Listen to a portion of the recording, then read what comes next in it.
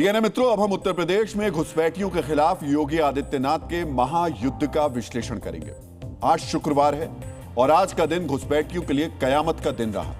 कम से कम उत्तर प्रदेश में तो ऐसा ही हुआ। लखनऊ, वाराणसी, अलीगढ़, सहारनपुर, यूपी के लगभग हर जिले में आज घुसपैठियों के ठिकाने पर जबरदस्त स्ट्राइक हुई और आज ही सीएम योगी आदित्यनाथ ने एक ऐसा कदम उठाया है जिसके बाद घुसपैठियों की बस्तियों में आग लगी हुई है। डीएनए मित्रों, इसी साल यूपी की राजधानी लखनऊ में नगर निगम के सर्वे में बताया गया लगभग 1,75,000 बांग्लादेशी और रोहिंग्या अवैध रूप से लखनऊ में बसे हुए हैं। ये अवैध घुसपैठिए 7,000 से ज्यादा झुग्गी बस्तियों में रहते हैं। समझ रहे हैं आप? सिर्फ लखनऊ में, यानी यूपी की राजधानी में लाखों घुसपैठिए हैं और हजारों बस्तियां। तो सोचिए पूरे उत्तर प्रदेश में कितनी बस्तियां होंगी जहां घुसपैठिए रहते होंगे। डीएनए मित्रों, ये घुसपैठिए आपके बीच रहकर आपके साथ ऐसे घुल मिल गए हैं कि आपको पता ही नहीं चलता। आपको रोज दिखने वाले, आपके घरों तक आने वाले ये लोग भारतीय नागरिक नहीं बल्कि अवैध रूप से भारत में दाखिल हुए अवैध घुसपैठिए हैं। अब इनकी तलाश के लिए प्रदेश की राजधानी लखनऊ में नया अभियान शुरू किया गया है। अवैध बस्तियों की पहचान के लिए सरकारी और खाली पड़ी जमीनों पर बनी सभी झुग्गी झोपड़ियों का सर्वे शुरू हुआ है।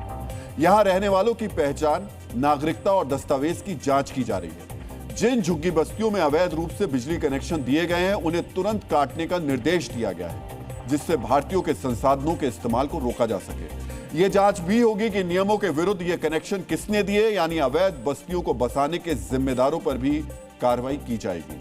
और इस जांच की पूरी रिपोर्ट सिर्फ 3 दिन के अंदर लखनऊ के मेयर को देनी होगी। आपने एक बात गौर की, इस बार अवैध घुसपैठियों के खिलाफ अभियान की डेडलाइन भी तय कर दी गई, यानी रिपोर्ट सिर्फ 3 दिन के अंदर मांगी गई है। इसके लिए बहुत तेजी से काम किया जा रहा है और अब इसके परिणाम भी सामने आ रहे हैं। डीएनए मित्रों, सीएम योगी के निर्देश के बाद प्रशासन ने लखनऊ की झुग्गी झोपड़ियों में रहने वाले लोगों के कागज चेक किए। इन कागजों को जांच के लिए अलग अलग विभागों को भेजा गया। अब इसकी रिपोर्ट आने से पहले ही कई झुग्गियों से सैकड़ों घुसपैठिए बोरिया बिस्तर समेटकर गायब हो गए हैं। लखनऊ के डॉलीगंज इलाके में पुलिस ने 2 दिन पहले वेरिफिकेशन के लिए कागज लिए थे, लेकिन कल रात इस इलाके में बनी झुग्गियों को हटाकर यहां पर रहने वाले सैकड़ों लोग फरार हो गए। इसके बाद पुलिस ये पता लगाने में जुटी है आखिरकार ये लोग कहां गए, इनकी असलियत पहचान क्या है और डॉलीगंज से भागकर क्या इन लोगों ने कहीं और अपना ठिकाना बना लिया है। जो लोग यहां से भागे हैं उनके आधार कार्ड असम के थे। आज आपको लखनऊ से फरार घुसपैठियों पर हमारी ग्राउंड रिपोर्ट बहुत ही ध्यान से देखनी चाहिए।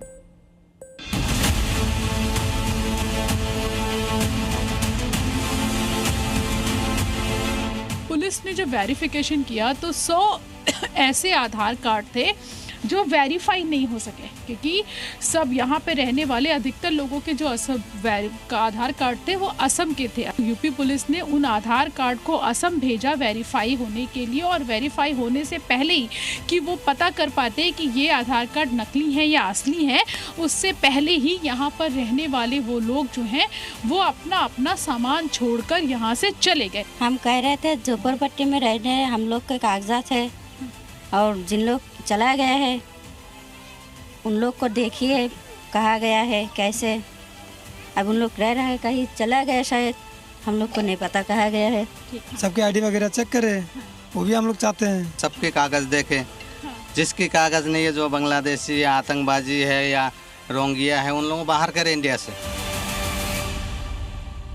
डीएनए मित्रों, देखा आपने, जिस बस्ती में कुछ दिनों पहले तक सैकड़ों लोग रहते थे, अचानक वहां पर गिनती के लोग बचे हुए लोग खुद को भारत का नागरिक बता रहे हैं। ये लोग भी कह रहे हैं जो लोग यहां से भाग निकले हैं अब पुलिस उनका पता लगाए। आज जी न्यूज की टीम ने इस अवैध बस्ती में जाकर पूरी पड़ताल की।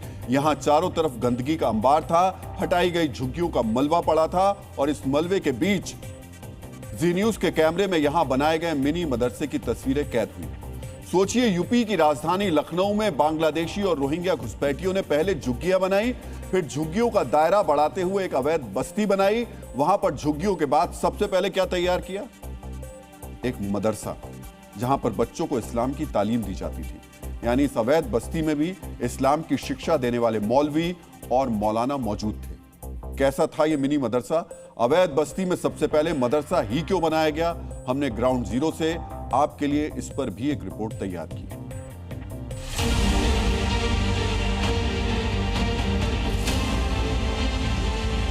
मैं आपको यहाँ पे मिनी मदरसा दिखाऊंगी। ये जी न्यूज़ के कैमरे पे आप देख पा रहे होंगे, मिनी मदरसा है ये। वहाँ पर ये वो लोग हैं जहाँ पर पढ़ाई की जाती थी। और यहाँ पर ये देखिए, यहाँ पर किस तरीके से आपको जो धार्मिक किताबें हैं वो आपको यहाँ पर नज़र आ जाएंगी। ये देखिए धार्मिक किताबें जो है वो यहाँ पर आपको नज़र आ जाएंगी। यहाँ पर कह रहे हैं कि यहाँ पर बच्चों को पढ़ाया जाता था, इस्लाम की शिक्षा यहाँ पर दी जाती थी। और ये देखिए ये बहुत सारी जो धार्मिक किताबें हैं वो आपको यहाँ पर नज़र आ जाएंगी। तख्ती आपको यहाँ पर नज़र आ जाएगी। यहीं पर बच्चे जो है वो बैठ के यहाँ पर पढ़ा करते थे। ये अटेंडेंस शीट आपको नज़र आ जाएगी। इसको पूरा अगर सीख जाएंगे तो वो कुरान पढ़ सकता है। कुरान पढ़ सकता है। तो यहाँ पे ये और बाकी जो किताबें हैं ये सब कुरान है। जो कुरान पढ़ना जानते सीख गए हैं, हाँ। उसको वो दिए गए हैं। हाँ, ये सब खाली पढ़ाते थे जो कुरान पढ़ना सीख जाए बस। लखनऊ के अलावा आज वाराणसी, अलीगढ़ और गोरखपुर जैसे शहरों में भी यूपी पुलिस ने अवैध घुसपैठियों की तलाश में चेकिंग अभियान चलाया। झुग्गियों में रहने वाले अवैध घुसपैठियों की तलाश की गई। मुख्यमंत्री योगी आदित्यनाथ के क्षेत्र गोरखपुर में भी संदिग्ध लोग मिले हैं जिनके घुसपैठिया होने की आशंका जाहिर की जा रही है। जांच के दौरान पुलिस को 25 ऐसे परिवार मिले जिनकी पहचान स्पष्ट नहीं थी। ये टूटी फूटी हिंदी बोल रहे थे। ये सभी कबाड़ बीनने का काम करते पाए गए हैं और इन सभी के पास से असम के बारपेटा जिले के आधार कार्ड मिले हैं। पुलिस को दस्तावेज संदिग्ध लगे और कार्ड जब्त कर लिए गए। अब इन दस्तावेजों की जांच के लिए इनको असम भेजा जाएगा। ये जिस गांव का होने का दावा कर रहे हैं उसके सरपंच से इनका वेरिफिकेशन होगा। सोचिए किस स्तर पर यूपी में घुसपैठियों की जांच की जा रही है। वो देश में जिस हिस्से का नागरिक होने का दावा कर रहे हैं वहां तक तहकीकात होगी ताकि इन लोगों ने फर्जी कागज बनाए हों तो उनका भी सच सामने आ जाए। इस बीच इन लोगों पर भी नजर रखी जाएगी ताकि लखनऊ की तरह इनको भागने का मौका ना मिले।